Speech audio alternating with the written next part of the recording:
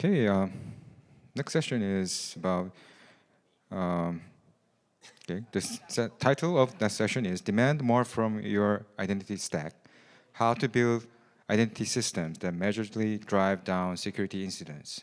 For the speakers, we have Nelson Mello, founder and founding engineer from Beyond Identity. Nelson, it's all yours. Thank you, everybody.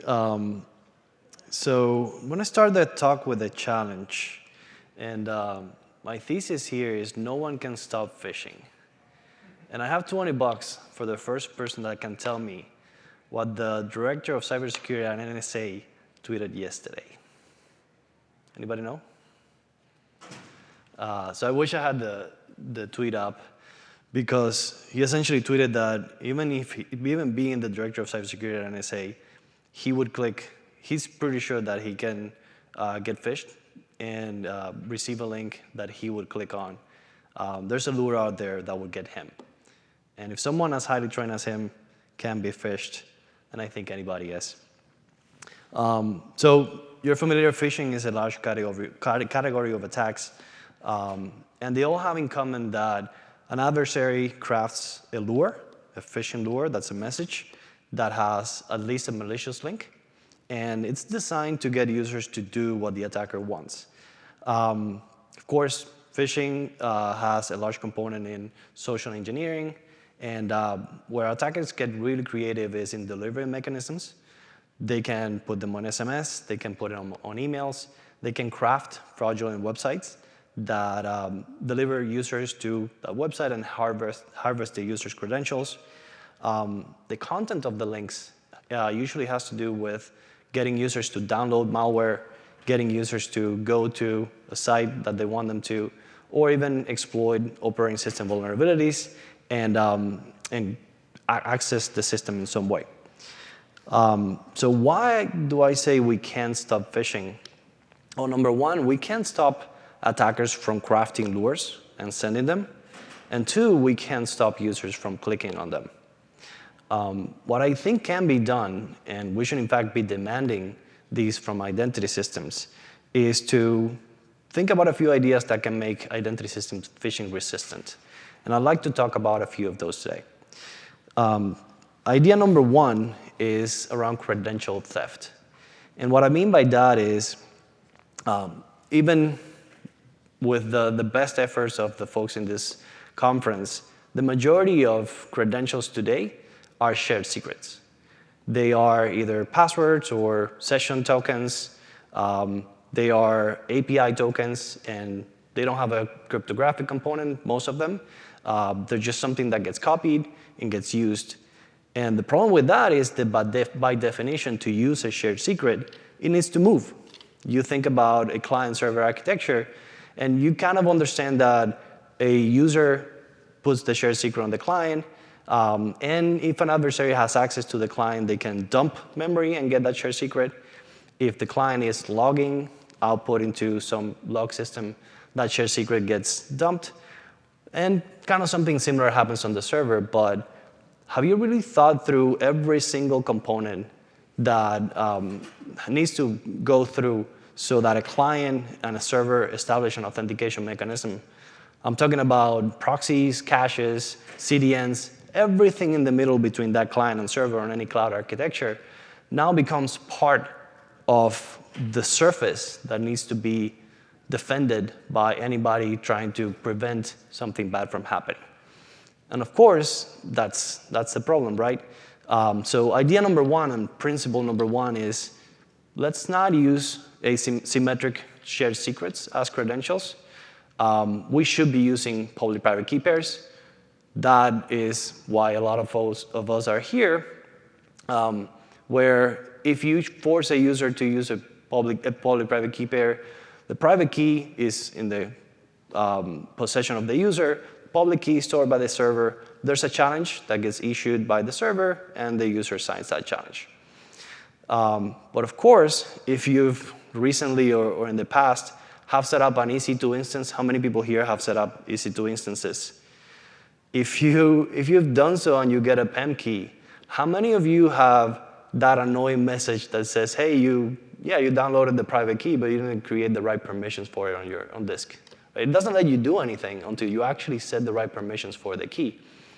And that takes me to point number 2, which is asymmetric is useful and it's actually a part of the requirements, but it's necessary, but it's not sufficient.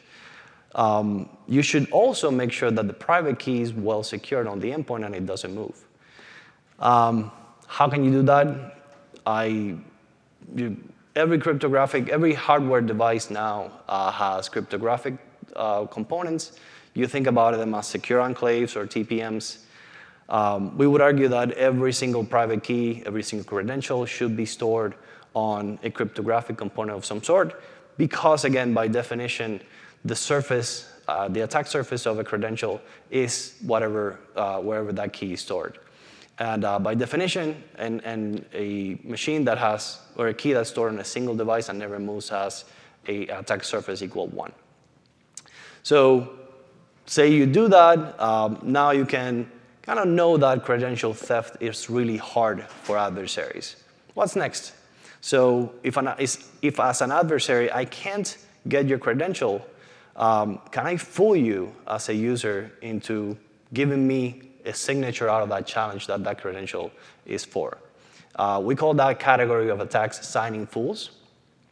And the thing to realize with signing fools is because humans are involved in many of the authentication processes we rely on, you can train humans, but they always have an error rate. That error rate will never be 0. What's the ideal solution to something like that? Well, what if you could design an authentication protocol that kind of takes the human out of solving a computational problem by nature, which is deciding, is this a valid challenge that's coming from the right website? And instead, create the conditions so a client authenticator that lives on the endpoint actually has responsibility for understanding if all looks right here, if this authentication protocol that we're trying to execute has everything I need to be able to trust it. That client authenticator would, of course, get whatever challenge the attacker or the user is trying to generate and validate that it comes from the right website. And it would need to do that using a combination of inspecting the connection, TLS, and understanding if the server is the one that issued the challenge. But it also needs to look at the challenge itself and make sure it's not fake, right? If I can craft a fake challenge, then any user would be OK signing it because it thinks it's from the right website. How can I do that is, well, the client authenticator actually needs to be able to look at the conditions for the authentication request and maybe inspect the browser that issued the challenge and understand if the TLS connection is established and valid. Which takes me to my next problem. Say that because I'm placing trust on the TLS connection and I need to understand if that's valid, an attacker that has the ability to fake, that has deep enough access into the operating system. Maybe they're a super admin in a Windows machine and can start a process that looks like a browser and headlessly navigate to the right site and get a challenge on my behalf. If the user or the attacker can present that challenge to me and I have no context, I would gladly sign it. I have no idea that I'm getting a phishing lure, and I can just sign it and not be aware. So the next point you need to care about is the endpoint itself. Does the security controls that you expect to be present on the endpoint to prevent an attacker from executing that level of attack, are they not only present but active in the endpoint? We know of 2 types of security controls that can help with that. One is typically heuristics. Systems like malware detection and EDR can help me understand if, me as a defender, understand if that, if an adversary has presence on the endpoint and rule them out. There's another category of security controls that have to do with restricting actions that an adversary can take on an endpoint. Think of firewalls and system integrity protection. As an identity system, I would need to understand if those systems are enabled and active to really be able to roll out any attack that comes from the endpoint itself. That takes me to my next point, which is I think authentication systems and identity systems are failing by not trying to establish in real time before they authorize a request if those systems are actually in place and they're on. So all the way down, we've tried to reduce credential theft. Users don't have an ability to give the credentials away.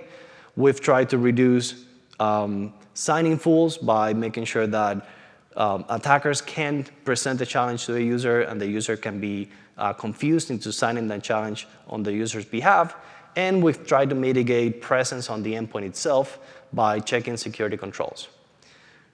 What's next? Well, think of a typical employee at, let's say, a financial institution, and they get to work in the morning, they access their SSO, and they get a session back.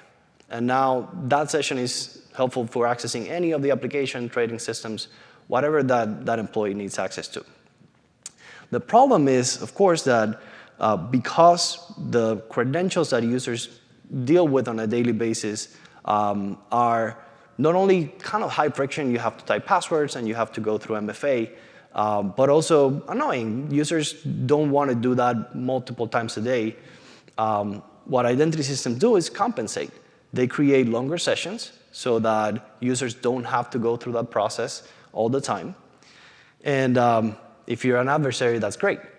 If I have the ability to access an endpoint and compromise it that has a really long session, I can use that session to, I have line of sight to the goal that I'm trying to exploit, or I can use that session to move laterally within the system and access any other system that actually gets me to my goal.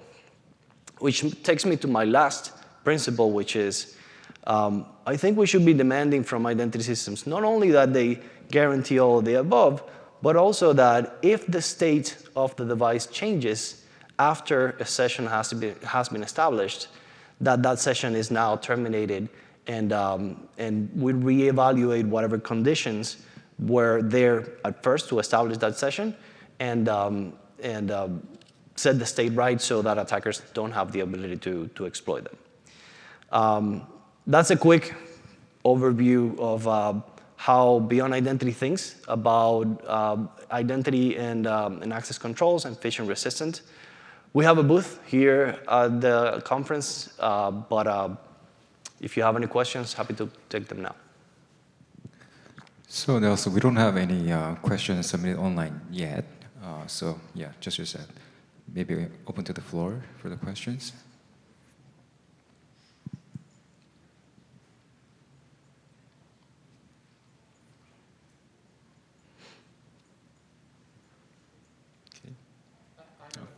There you go. Yeah, I love the items that were there. Can you talk a little bit about what you're doing? I like the items you were there. It's very thought-provoking. But can you talk a little bit about what you're doing at Beyond Identity to kind of fit into those domain spaces you're talking about? And obviously, we can go see your booth, but I'd be interested to hear kind of your solution set viewpoint on. Yeah, happy to. So those 5 principles are how we built our authentication stack. Every single step of the way, every type of credential that's created on our system is asymmetric, is stored on a secure enclave or TPM of some sort. We have a client authenticator that has presence on the endpoint so that it can not only establish if the challenge comes from the right server using actual process inspection and other mechanisms, but also ask the user for a local biometric before we sign any challenges, and inspect the posture of the device in real time, and sign that into the response to the server so that any authentication decisions are made using actual device posture in real time. And then if we see any of those state changes using the endpoint agent, we can revoke the access decision in real time as well, and now someone can exploit that session for something they need to do. Yes. How near real time is that? Within 5 minutes. Any other questions?